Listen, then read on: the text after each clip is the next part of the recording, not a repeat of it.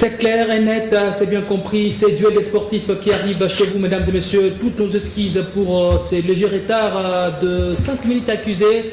Cela n'est pas dû à notre bonne volonté de vous servir et nous sommes maintenant présents pour vous accompagner avec cette émission Duel des sportifs, une émission à la dimension d'un duel et à l'auteur de sportifs, les faux sportifs. Pour ce soir, c'est qui est qui, vous aurez le temps de le découvrir. Et au sommaire de votre magazine sportif, on parlera bien sûr de la balle au panier, même si on n'a pas de moins à moins. Le basketball est aujourd'hui, n'est-ce pas, on en parle, est aujourd'hui à la une parce que le basketteur congolais, les Léopards, ont ramené un trophée prestigieux de la FroCAN remporté face au Kenya en finale. Eh bien, les Léopards, ils l'ont fait pour, n'est-ce pas, rééditer cet espoir qu'ont réalisé leurs homologues en football. C'était en 2009, eh bien, en football, et eux l'ont fait cette fois en basketball. Cela veut dire que les talents en RDC, nous les avons dans toutes les disciplines. Et puis nous parlerons bien sûr après la CAN, il est de coutume d'évaluer une compétition après l'avoir disputée. Et aujourd'hui, la CAN risquerait de décapiter plusieurs responsables, entre autres les sélectionneurs principaux de la sélection nationale, Jean-Florent Ibenge, pour succéder à ces sélectionneurs. La question sera répondue par nos confrères, bien sûr. Et aussi, on va chuter avec l'émission pour faire un point sur la vie dans nos clubs. Le préparatif sont en train d'avancer. À quel niveau se situent ces préparatifs pour les uns et pour les autres? Eh bien, mesdames et messieurs, une fois de plus, voilà, les sujets vous sont dévoilés. Merci de votre fidélité indéfectible que vous ne cessez d'accorder à ces programmes Duel des sportifs. Et pour ce soir, j'ai le plaisir d'être accompagné par Willy Kabea. Bonsoir, merci d'être venu. Je signale que c'est pour la première fois que vous participez à ces Duels des sportifs, non pas pour la première fois sur nos antennes. Justement, ce n'est pas la première fois sur le plateau de Canal Futur. Merci d'abord de votre invitation. Salut à tous les amis sportifs qui nous suivent à cet instant. Salut à vous également, salut à Joël, qui est content de vous retrouver sur ce plateau. Vous parlez de Joël tout simplement. Joël est en face de vous et lui ne manque jamais à ce rendez-vous le présent, Joël Diawa, et nous semblons porter. Il me semble que nous portons nos cravates. Oui, nous portons les mêmes cravates. Bonsoir Gédéon, bonsoir à Willy et bonsoir à tous les téléspectateurs de Canal Futur. Je sais qu'en ces nets moments, ils sont très nombreux en train de suivre Duel des sportifs. Partis à travers le monde, dans toutes les 24 communes de la ville de Kinshasa. Et surtout mention spéciale à nos téléspectateurs de Luanda parce qu'ils sont très nombreux en train de nous suivre depuis Luanda, la capitale angolaise. Ils nous suivent de temps en temps et nous leur faisons ces coucou. En tout cas, merci à vous, à tous nos amis sportifs et aux téléspectateurs qui nous suivent de Luanda en Angola, capitale angolaise. Eh bien, nous démarrons avec, n'est-ce pas, cette émission. La première thématique, c'est lié à la FroCAN. Eh bien, cette compétition réservée exclusivement aux joueurs qui évoluent, réservée aux joueurs qui évoluent localement. Et cette compétition a débouché sur un très très bon succès de Léopards qui ont pu faire cet espoir comparable à leur homologue en football en 2009. Est-ce la première question, Joël Diawa, qu'est-ce qui a beaucoup plus milité pour avoir cette victoire au mieux, ces sacres des basketteurs congolais en cette FroCAN? Qu'est-ce qui a milité? C'est juste la motivation des athlètes. Moi, je ne vois pas autre chose. C'est juste que les athlètes étaient déterminés, ils avaient besoin de faire quelque chose et ils l'ont fait. C'est comparativement à, comme vous le disiez, leurs homologues du football en 2009, il n'y avait rien comme motivation, il n'y avait pas d'argent, il n'y avait rien. Ils sont juste allés avec leur cœur, ils sont allés juste avec une certaine motivation et c'est ce qui a fait que ces Congolais-là puissent nous ramener le trophée ici. Vous vous souvenez, vous vous rappelez, la prime c'est combien? À peine $500 ou $600 pour... Quand la motivation, c'est quel genre de motivation très exactement? D'abord, vous savez, Gédéon, s'il y a une compétition de football, vous savez comment est-ce que toute la République se motive, toutes les structures se mobilisent. Il y a beaucoup de structures de soutien au léopard. C'est pas seulement les structures de soutien au léopard football. On a le basketball, on a le handball, on a le tennis, on a plusieurs disciplines. L'équipe nationale a plusieurs disciplines. Mais pourquoi seulement on parle du football? Là, ils sont allés, ils n'ont pas été accompagnés. Bien sûr, le football est le sport roi, mais quand même, il faut accompagner tous les sports. Nous avons un ministère de sport et non un ministère de football, il faut se le dire. Donc, quand toute discipline sportive est en train de sortir pour aller représenter la République démocratique du Congo, elle doit quand même être accompagnée par l'État congolais. Mais là, comme en 2009, ils étaient abandonnés et au finish, ils ont ramené le trophée. Là également, ils ont été abandonnés. Ils ont ramené le trophée, mais à la seule différence, en 2009, les léopards sont revenus. En 2009, les léopards avaient même eu le soutien du chef de l'État, de l'ex-chef de l'État. C'était en aval. C'était en aval. Personne au départ avait cru à cette équipe. Personne n'avait soutenu cette équipe. Et en aval, on a vu tout le monde qui s'est accaparé de ce trophée sous l'impulsion de X, sous l'impulsion de Y. Non, il faut commencer à soutenir dès le départ pour que la motivation commence avec les joueurs. Joël Diaw a fait mention d'un élément assez important. Il parle de l'abandon de ce basketteur qui sont allés au Mali et ils reviennent aujourd'hui avec un trophée. C'est tout le monde maintenant qui en parle. Est-ce au départ qui a cru au talent de ces basketteurs congolais? Non, personne. Mais pour répondre sur le propos des jeunes tout à l'heure, là, il faudrait noter que ces jeunes gens ont été abandonnés à tel point que même les factures d'hôtel n'étaient pas payées.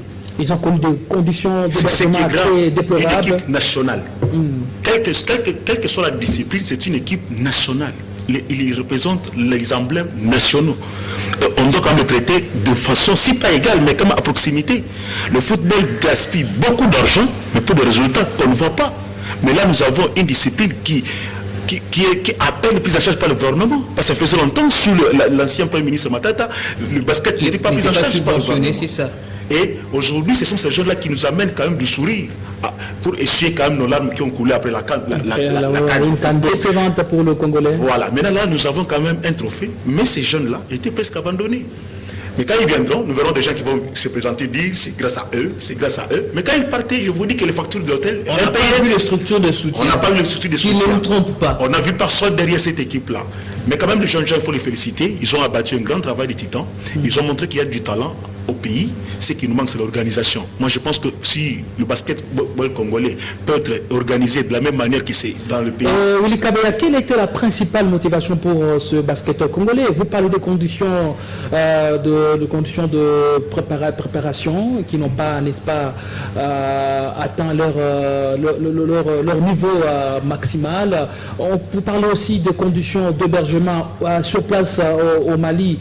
Ça n'a pas été aussi de nature à mettre ces léopards dans de bonnes conditions pour espérer avoir des résultats escomptés. Quelle était la motivation alors pour que ces jeunes-là, bataille dure, même quand bien même abandonné, qui a arrivé à décrocher cette première place de cette compétition? Sûrement, je situe cette motivation à deux niveaux. D'abord, une motivation personnelle des athlètes qui voulaient quand même se mettre à l'évidence pour être vus. On joue pour le drapeau et il faut tout donner. La deuxième motivation, c'était les couleurs nationales. La fibre patriotique. Justement.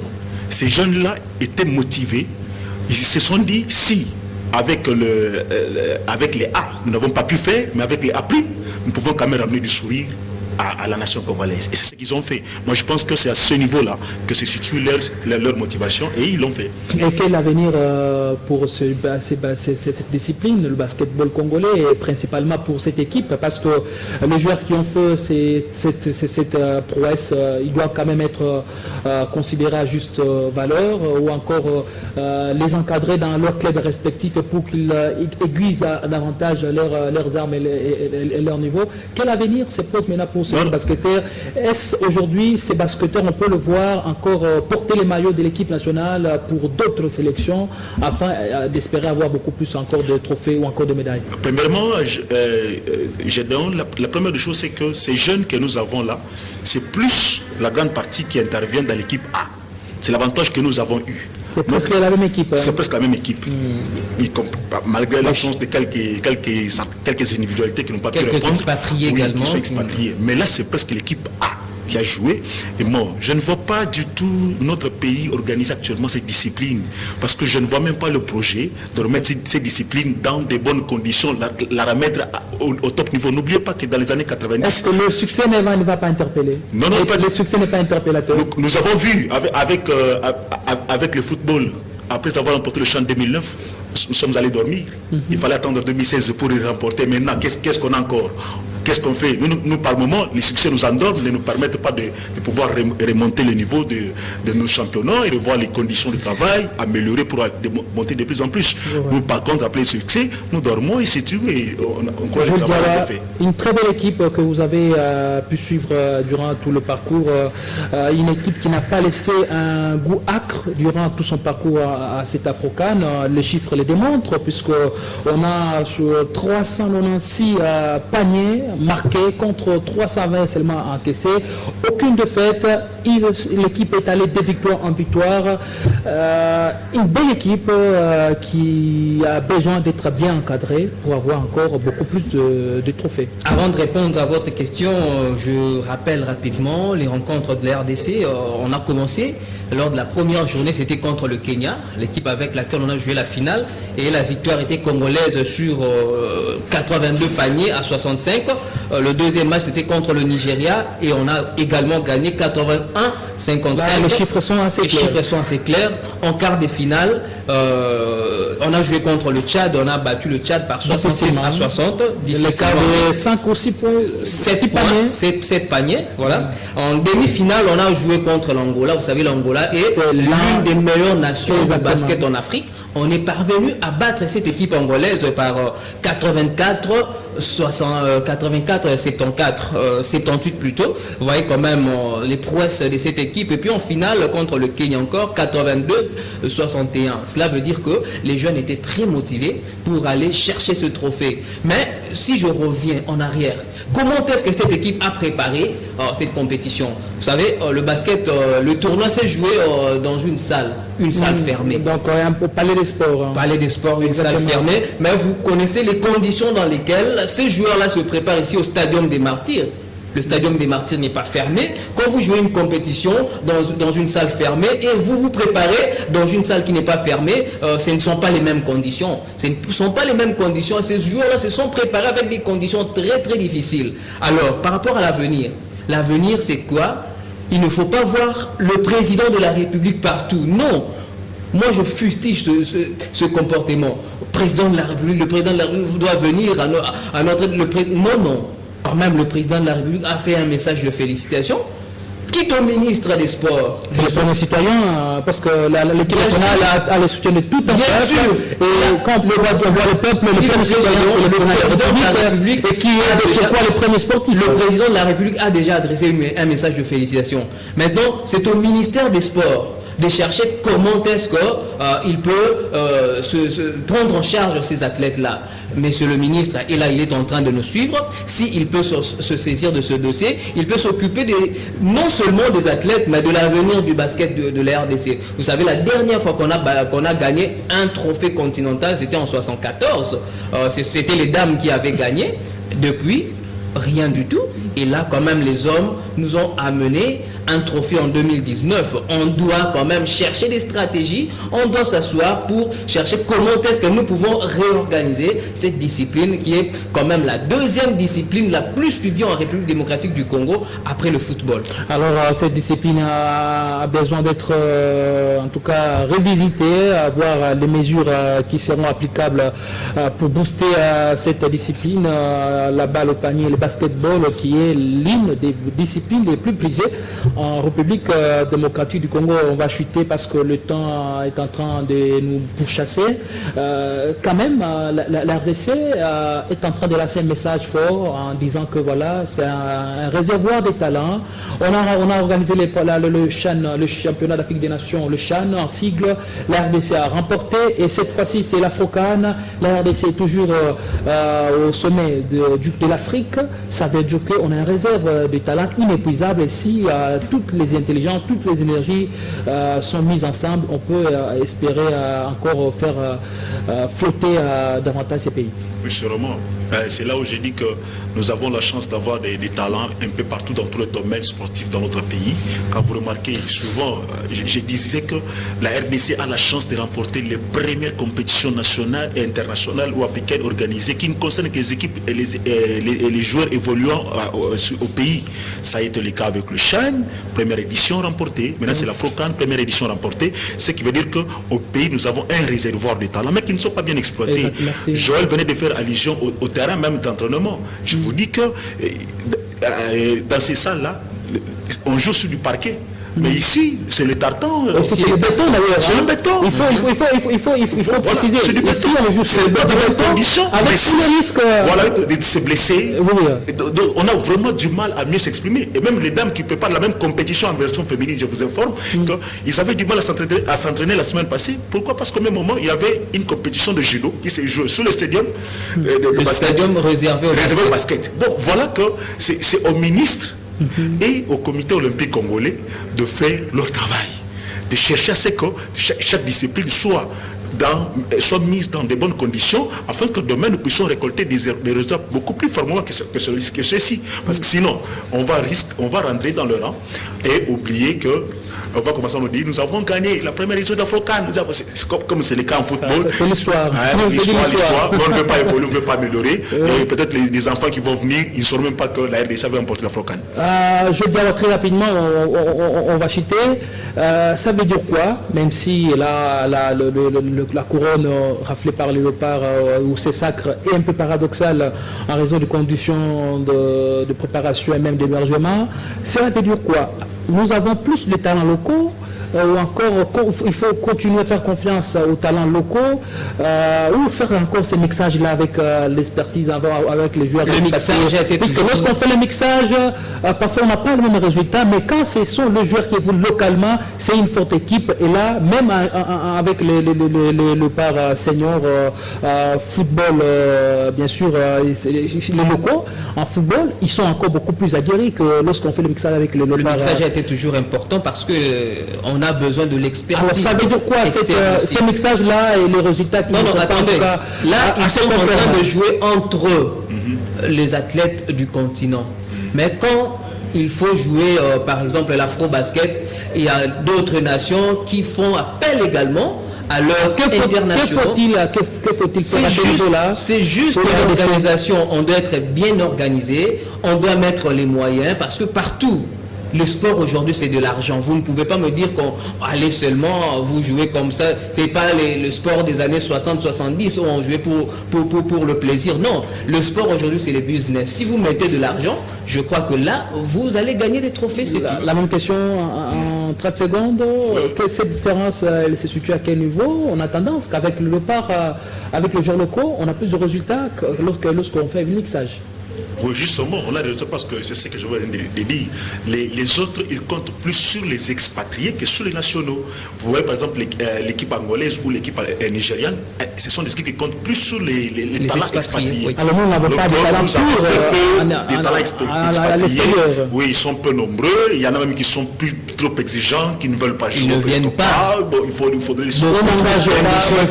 trop de conditions. Il faut signer les actes d'assurance, tout ça, comme ça.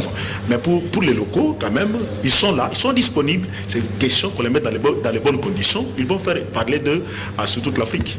Merci Willy Kabea, merci Joël Diawa. Deuxième sujet de l'émission, bien sûr, on ne parle plus de la Coupe d'Afrique des Nations Égypte 2019, c'est du passé. Mais l'heure est à l'évaluation, vous le savez très très probablement.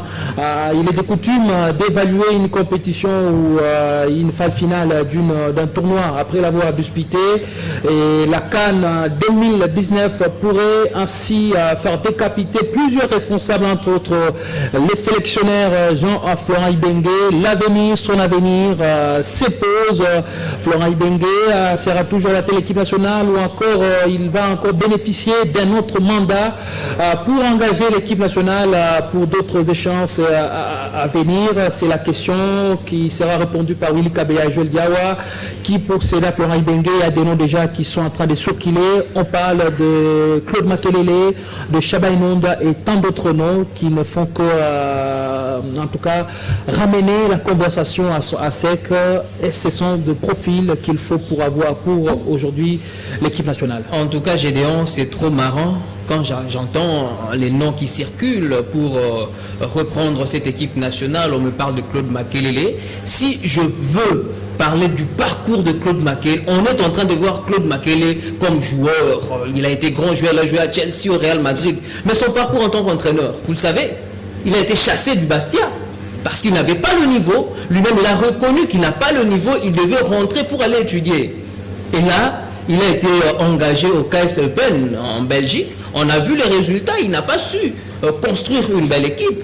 Donc moi, je ne pense pas, ça c'est la première raison, je ne pense pas que Claude Makelele, c'est un profil pour remonter ce football de la République démocratique du Congo. Ça c'est de 1. Et de 2, Claude Makelele ne connaît pas le football africain. Aujourd'hui, aujourd'hui, si vous voulez avoir un sélectionneur national, il faut chercher quelqu'un qui connaît le football africain. Je donne l'exemple de Clarence Seedorf. On peut venir en Afrique et découvrir le football africain. C'est très difficile. Tu peux me citer deux, trois entraîneurs qui sont venus d'emblée en Afrique et ils ont donné les résultats. Aujourd'hui, la RDC a besoin des résultats. Nous n'avons pas besoin d'un sélectionneur qui viendra, il va commencer à chercher, à tâtonner. Nous avons besoin des résultats. Claude Makelele ne sera pas un sélectionneur qui va venir avec les résultats en équipe nationale.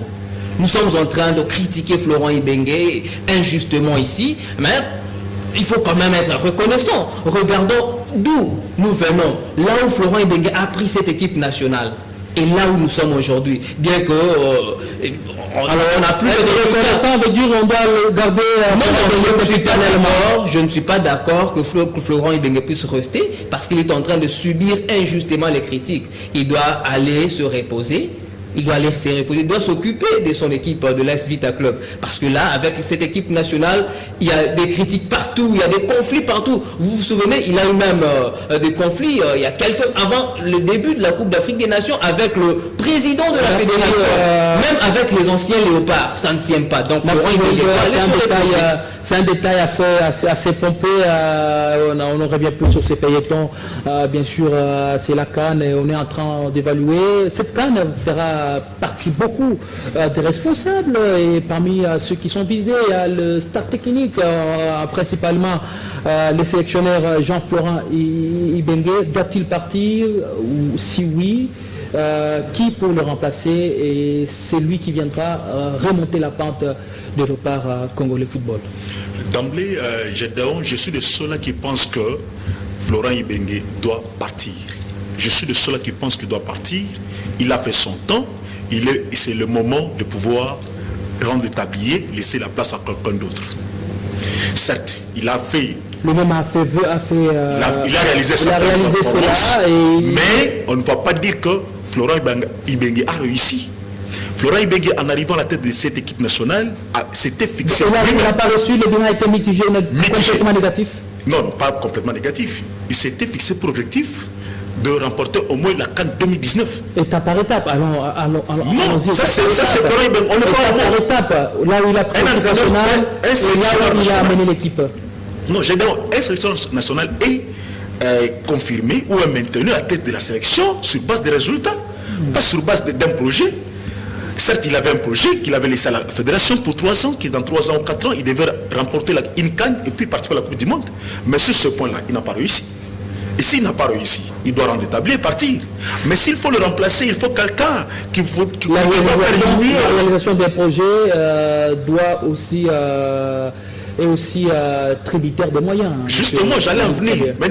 Non, les moyens sur le moyen, je crois que Ibenge a eu tous les moyens possibles. L'environnement du travail aussi. Non, sûrement. Moi, je ne partage pas cet avis. Oui, je vais venir. L'environnement a été favorable à Florent Ibenge. C'est peut-être lui le problème. Le problème, c'est lui. Je vous informe que Ibenge, c'est le seul entraîneur congolais qui a pu ramener plusieurs binationaux ici. Ils lui ont fait confiance. Il y a des entraîneurs qui ont sollicité les mêmes joueurs qui ne voulaient pas venir. Ce qui veut dire que Ibenge était en bonne posture. D'autres sections n'ont pas bénéficié de plusieurs Ils n'ont pas bénéficié de ça. Et Ibengue avait la meilleure sélection en 2017. Alors qui pourrait le remplacer? Vous êtes pour le départ? Florent Ibengue doit rendre les tabliers, laisser la chance à quelqu'un d'autre de prendre les commandes de l'équipe nationale. Qui pour le remplacer? Pour moi, je ne vois pas le meilleur profil possible. Je ne vois pas seulement Ibengue, je veux même la direction technique nationale. C'est ça le problème. Notre problème, c'est déjà d'abord là. Nous avons une direction technique nationale qui ne travaille pas comme il se doit. Quelle est la philosophie du football dans notre pays? Quelle est la politique sportive que cette direction nationale nous impose? Merci beaucoup. Maintenant, s'il faudrait chercher un entraîneur, s'il vous plaît, un entraîneur, je crois qu'il faut penser à un entraîneur beaucoup plus qualifié ou qui devra faire mieux qu'Ibengue. Merci Joël Diawa. Le temps pour nous de prendre l'élément. Je rejoins. Gardez la main. On prend cette interview de Florent Ibengue. Lui-même, Florent Ibengue, s'interrogeait ou encore était en train de réfléchir quant à son avenir à la tête de l'équipe nationale. Suivez. Il faudra se mettre de façon posée et pas réagir à chaud comme ça. Mais c'est vrai que tout est possible. On va s'asseoir. Je crois que j'avais déjà dit avant. Ça en fait 3. C'est beaucoup. Et on va s'asseoir tranquillement et puis on va prendre la décision tranquillement. C'est pas facile d'être à la fois entraîneur d'une équipe et d'un club et d'une équipe nationale. Ça fait plus de 4 ans que je fais ça. Donc c'est beaucoup. Et c'est une chose que je recommande à personne. Et c'est vrai que ça ne peut pas être... ça affecte un petit peu mon travail de sélectionneur. Parce que je peux pas bouger tout le temps pour aller voir les joueurs. Ça, je l'ai déjà dit. Et c'est une très grande réflexion pour moi. Je l'ai fait depuis 4 ans. Et c'est très prenant. Personnellement, depuis 4 ans, je n'ai pris que 9 jours de vacances d'affilée. Et j'ai besoin de me reposer. D'abord, la première question, ne me posez pas la parole, Joël Diawa. Florent Ibengue a pris l'équipe, il a fait le temps qu'il fallait pour lui. Quel héritage a-t-il laissé? Parce que vous parlez que son passage à la télé-équipe nationale a été plus que convaincant. Quel héritage Florent Ibengue nous a ramené tous les binationaux que nous avons aujourd'hui? C'est vraiment un héritage que l'air avec ça aujourd'hui une coupe du monde même pas, il faut pas. Je vous donne un exemple aujourd'hui. Le Maroc a presque la meilleure nation continentale, mais le Maroc n'a pas remporté la Coupe d'Afrique des Nations. Donc aujourd'hui, c'est pas seulement le niveau des joueurs qui compte, l'environnement. Quand Willy disait qu'il a travaillé dans un environnement qui était propice, mais non, j'ai dit non. On se souvient de l'ex-ministre des Sports, c'est encore qui le nom? Papi Niango. On connaît bien ce qui s'est passé entre Florent Ibengue et Papi Niango. On connaît quel a été l'acharnement de Papi Niango sur Florent Ibengue. On a connu même le secrétaire général du sport, Barthélémy Okito. Comment est-ce qu'il s'est acharné sur Florent Ibengue? On a vu également le président de la FECOFA dernièrement. Et pour revenir, vous avez dit que Florent Ibengue, parmi tous les sélectionneurs qui sont passés, je reviens sur le plan financier. Depuis Claude Leroy jusqu'à aujourd'hui, quel est cet entraîneur-là qui a été payé à 18 000 $? C'est seulement Florent Ibengue. Il a accepté parce qu'il est national. On ne peut pas me dire aujourd'hui que Florent Ibengue a été mis dans des très bonnes conditions. Là, je ne suis pas d'accord. Il avait quand même une bonne sélection. Les conditions de travail très différentes de celles d'avant. Les conditions de travail ont permis d'atteindre les objectifs, c'est ça. Les problèmes d'objectifs, c'est aussi à la fédération. Quels ont été les objectifs que la fédération s'est fixée? La fédération ne s'est pas fixé l'objectif de gagner une Coupe d'Afrique des Nations. Florent Ibengue lui-même avait ses ambitions personnelles, mais ces ambitions-là devaient être matérialisées par la fédération. Voilà l'échec de cette équipe. Oui, je veux dire très rapidement, toujours répliquant ou encore répondant à l'analyse de Willy Kabea, il a parlé de la direction technique qui doit aussi en répondre. C'est-à-dire la direction technique doit arriver à répondre aussi de ses responsabilités. Par là, c'est là, par déduction, nous pouvons dire que les problèmes commencent, c'est d'en haut, à partir d'en haut qu'il faut commencer. Je me pose d'abord la question, quel est le rôle de la direction technique de notre équipe nationale? On ne voit presque rien. Par là, ça veut dire quoi? Le problème, c'est d'en haut, c'est pas en bas. Je crois qu'on doit tout balayer. Parce que moi, je ne sais pas, depuis que j'ai connu cette direction technique de l'équipe nationale. Je ne sais pas si le directeur technique a quel rôle dans cette équipe nationale. Donc moi, je ne compte pas trop sur ces directeur technique, je ne compte pas trop sur cette direction technique parce que je ne sais pas son rôle au sein de l'équipe nationale. Je ne vois pas ce que cette direction technique l'a fait au sein de l'équipe nationale. Donc par rapport au sélectionneur, c'est peut-être moi je me limite à ce niveau-là du sélectionneur national. Florent Ibenge n'est pas le seul à être visé. Vous avez parlé de la direction technique aussi qui a connaît beaucoup de limites aussi. Hein. Ouais. On n'en voit pas vraiment le travail des titans Kaba, cette direction technique. Cela veut dire quoi? Le problème, c'est à partir de la hiérarchie, il faut en tout cas faire table rase à tout le niveau. Cela était même le vœu du jeu de l'international congolais Sédik Bakambou pour une interview qu'il a accordée à un magazine étranger. Il a dit que lorsqu'un joueur est mauvais, on le remplace. Alors il doit être de même à tous les niveaux, à tous les postes. Lorsqu'un dirigeant est mauvais, il faut le faire partir aussi pour garantir quand même la bonne cohésion et la bonne sécurité au sein de l'équipe nationale. Je suis d'accord avec lui. Là où je disais à Joël que Florent Ibenge devait montrer qu'il était un métronome.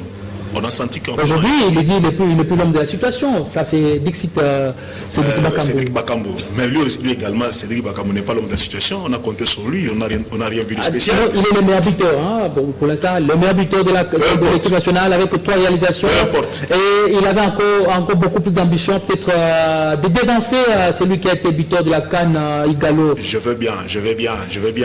Mais nous devons dire que sur ce point-là, nous avons besoin de quelqu'un qui est beaucoup plus expérimenté et qui veut plus de résultats. Si je parle de l'acharnement sur Florent Ibenge, c'est parce qu'on lui réclame les résultats. Il devait quand même produire des résultats. On ne veut pas... Mais les résultats, c'était ça. On a vu en 2017 quand même... Est-ce que tu te souviens la période à laquelle la RDCC qualifiait au-dessus de 2 matchs? Ce n'est plus votre 2017, c'était quand même une prouesse pour cette équipe nationale. Puisque moi... Ok. Ayez de la tolérance, mais je vous protège, allez-y, continuez avec vos arguments. C'est plus votre tabac. Je vais seulement signaler à Joël que déjà en 2017, tous les analystes sportifs africains ou qui analysaient le football africain donnaient la RDC en finale de la CAN 2017, au minimum. En 2019, tous les analystes donnaient le Maroc. Justement, ça arrive. C'est le football. Voilà pourquoi l'entraîneur égyptien est parti. C'est parce qu'il n'a pas donné le résultat. C'est ça. C'est ce qu'on exigeait. C'est ce que Papi Nyango voulait de Florent Ibenge. On avait un entraîneur qui était à tête. Lui, Papi Nyango, quel est le résultat donné en tête du ministère des Sports? Je reviens à votre question. Je pense que pour que notre football puisse décoller, il faut revoir tout. La direction technique nationale, justement, on a compris que la fédération, il y a de l'amateurisme. Tout ce qu'il y a eu autour du premier match, ça prouve de l'amateurisme à la fédération. Là, je suis d'accord. Il faudrait que les responsables de ces fiascos puissent partir. Apparemment, dans ces débats, la fédération est beaucoup plus épargnée. On ne sait pas. Non, c'est parce que vous comprenez. Il y a un puissant à la tête de la et même au niveau de la carte, vous avez peur de les citer, de l'acclamer par vos critiques. Non, on n'a pas peur de lui. Je disais que tout doit partir d'en haut. Quelle est la politique pour laquelle chaque fois quand le président de la FECOFA est réélu, il nous dit qu'il a un projet. Il a un projet, c'est de relancer. Mais on n'a jamais vu ce projet matérialisé. Ça fait plus de 10 ans qu'il est à la tête de la fédération. Il n'a jamais matérialisé ce projet. Chaque année, chaque fois, il a toujours des projets. Là, il dit qu'il a un projet. Quel projet encore? Donc moi, je pense qu'il y a des personnes qui doivent quitter, laisser la place à d'autres. Vous voulez qu'on change à tous les postes? Ça veut dire que vous serez assez tenté par votre rêverie, aller même dans les hôpitaux et prendre tous les bébés pour qu'ils occupent maintenant des hauts postes. Non, pas du tout. Moi, je pense que il y a quand même... vous allez avoir déjà tout le temps d'expérience. Non, il y a quand même des personnes expérimentées. On ne va pas quand même insulter les Congo. C'est quand même plus de 80 millions d'habitants. Ça veut dire qu'on a quand même des talents éparpillés par-ci, par-là, qui peuvent quand même diriger cette fédération de maître et amener de bons résultats. Alors, le meilleur profil pour vous, c'est lequel? Est-ce qu'on peut miser aujourd'hui sur Claude Makelele ou encore sur Chaban Monda, un fils du pays ou une expertise étrangère ou encore les sorciers blancs? Non. Je ne suis pas d'accord, comme je l'ai dit tout à l'heure là, pour Claude Makelele. En tout cas, je ne suis pas d'accord. Je ne suis pas d'accord. Chabani Nonda, on nous parle de Chabani Nonda à tout moment. On a beau être un bon joueur, on a beau faire des exploits avec les Léopards, mais on ne peut pas être un bon entraîneur. Il n'a même pas fait des exploits avec les Léopards, Chabani. Tenez, Michel Platini n'a pas fait de bons résultats avec l'équipe de France. Maradona avec l'équipe d'Argentine n'a pas fait de bons résultats.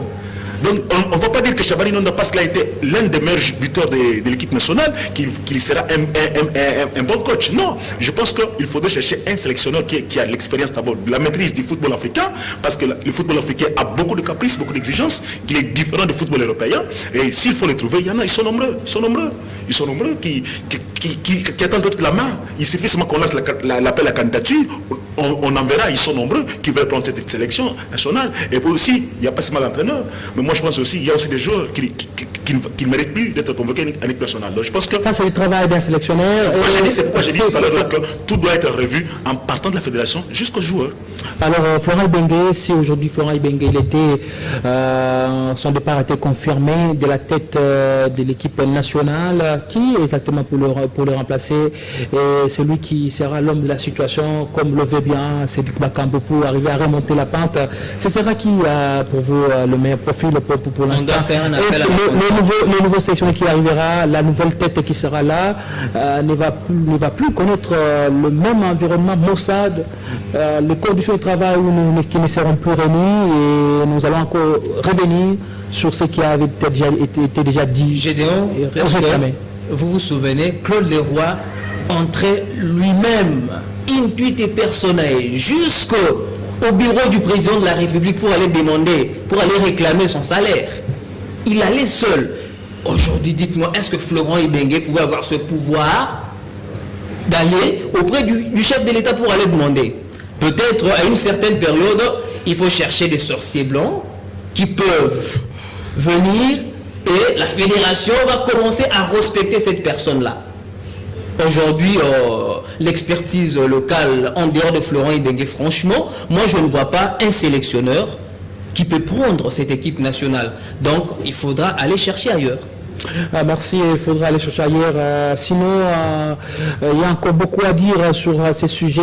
Faute de temps, nous sommes obligés de prendre une autre thématique. Alors, on a sélectionné à peu près 4, mais c'est peut-être la dernière, parce que notre policier d'antenne nous fait déjà signe que nous devons déjà chuter. Les clubs congolais en mode préparatif, on devait en parler, en déformation. Ça, puisque le championnat congolais démarre au mois d'août, et déjà les interclubs, déjà la semaine prochaine sera déjà, le go sera donné. Et bien les quelques clubs congolais qui sont engagés sont en train d'affûter leurs armes en vue d'être prêts pour, n'est-ce pas, le début de ces interclubs de la CAF. Avec club est un mini tournoi qui est organisé ici en Kinshasa, de même que l'AS Magno qui va jouer la confédération avec le Dank Mapembe et Tupisa Mazembe. C'est la pré-saison. Ils sont maintenant internés au centre de Futuka. Les Kobo sont en train de se renforcer avec de nouvelles recrues. On en parlera certainement. Et sans oublier aussi Desampé qui a reçu aussi le retour des Doxa Djikanji. Parlons de football loisir dans cette émission du des sportifs.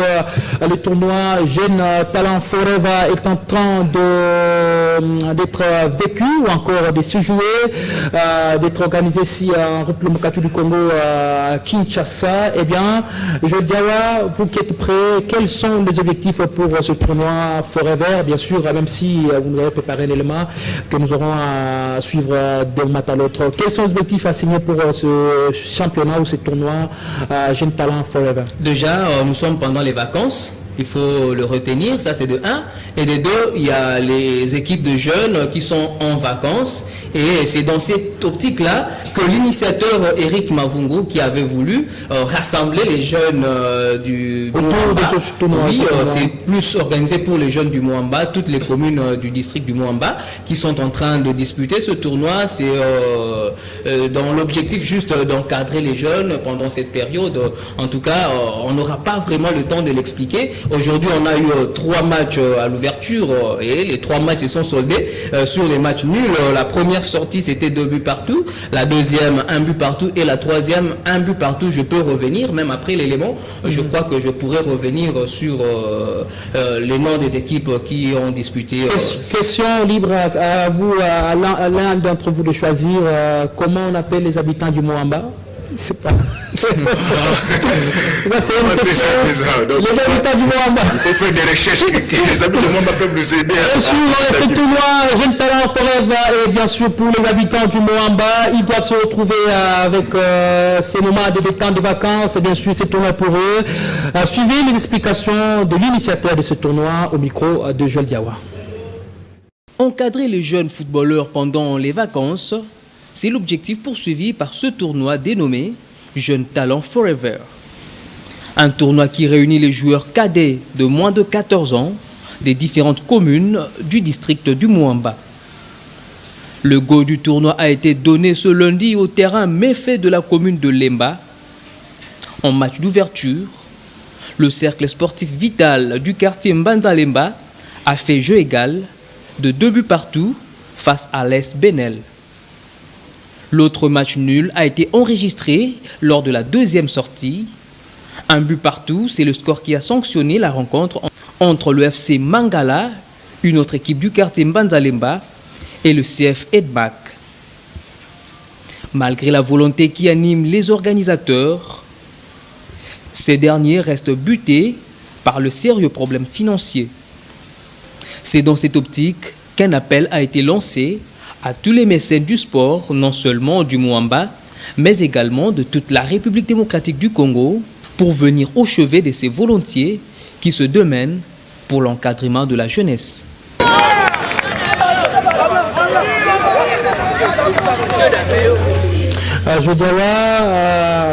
On a opéré le choix sur les jeunes de quel âge? Ce sont les jeunes de 14 ans.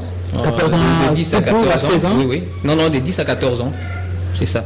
Et bien sûr, le tournoi qui est pour les habitants du Haut-Moamba.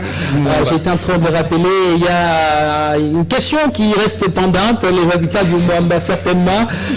Voilà, nous sommes obligés de désannoncer déjà. Vous pouvez répondre vous-même aussi si nous n'avons pas la réponse. La réponse est la poche, il faudra la trouver, la chercher après l'émission. Bien sûr, les clubs sont congolais, sont en mode coopératif. Bien sûr, ce sera la dernière question.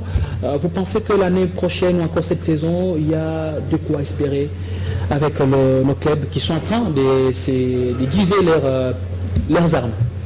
En tout cas, sur ce point-là, je reste encore trop pessimiste. J'attends voir ces clubs-là se produire. Trop sceptique, trop pessimiste. Même je ne vois pas du tout ces clubs-là faire de très bons résultats avec le mercato qui était très mouvementé au centre de. Et surtout le mercato de l'Est Vita Club. Ça ne fait pas confiance, ça n'inspire pas confiance. Pion majeur déjà de son statut, c'est encore une équipe qui va être réformée. Et pas que la quasi-totalité de ces pions majeurs. Sûrement, parce que jusqu'à ils nous présentent officiellement 2 départs. Non, on a vu ceux qui sont partis et ils ont signé.